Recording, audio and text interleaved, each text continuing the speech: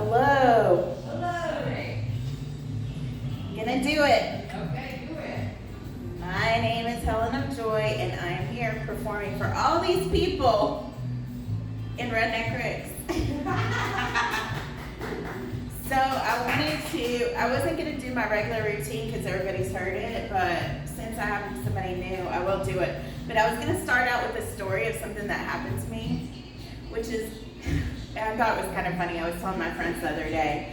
So I think I have ADHD. I've discovered I have ADHD, and I've discovered that I love being on stage in the past few months. So I do karaoke.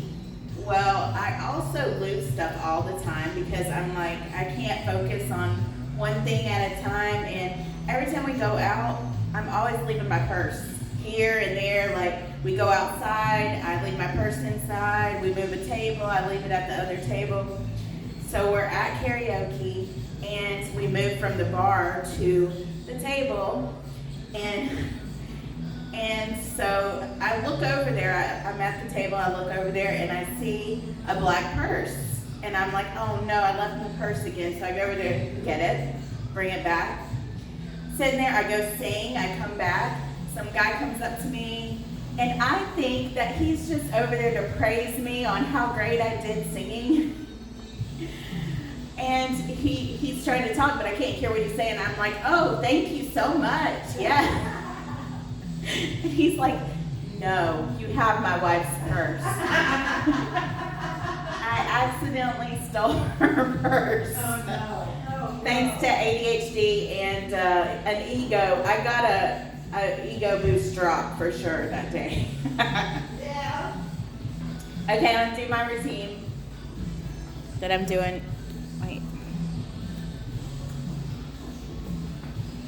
I don't know about you guys, but I love living in Florida.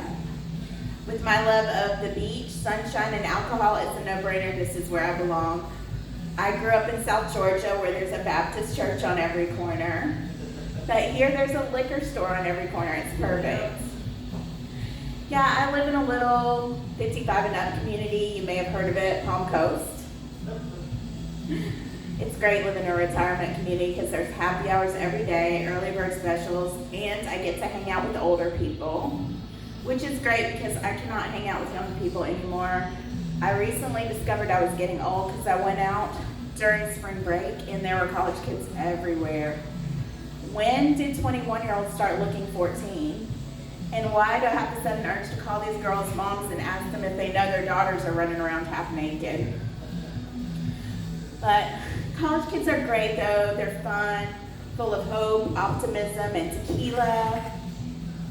Plus, they get to do spontaneous things like have sex in the back of cars, and they don't even have to call a chiropractor the next day.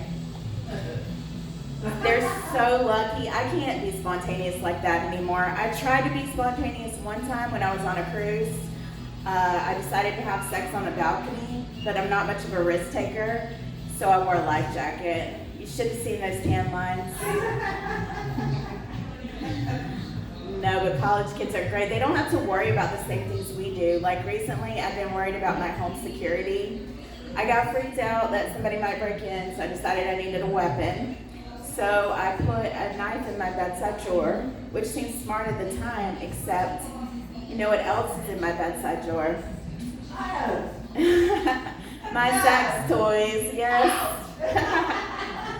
So now, if I get startled in the middle of the night, I have a 1 in 10 chance of actually pulling out a knife.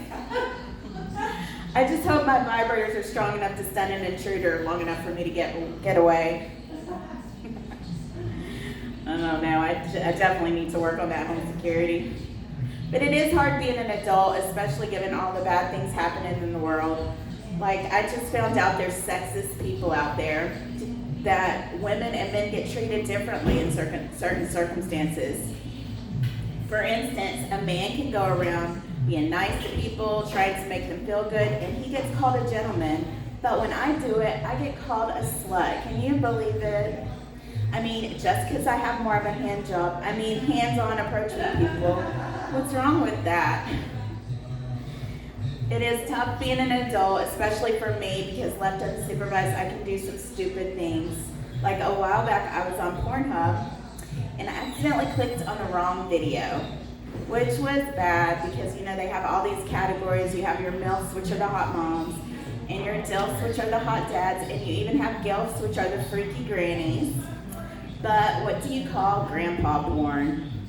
I'll tell you what I call it, a train wreck, because I could not look away.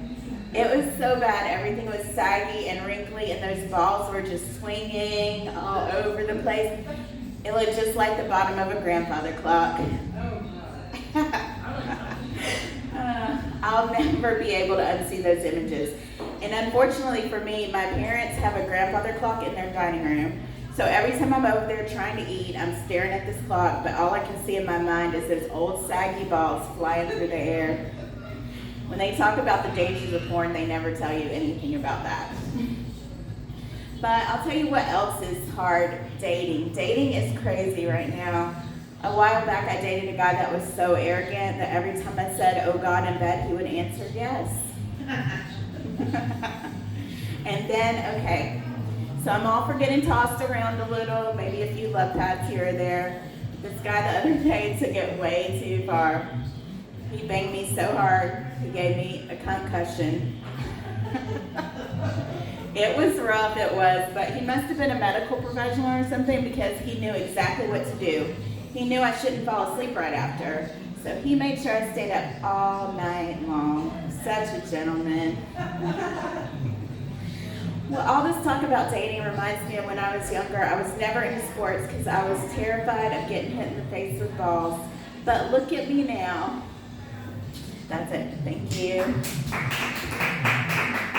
Now Rick wants to get up here and do some comedy, right?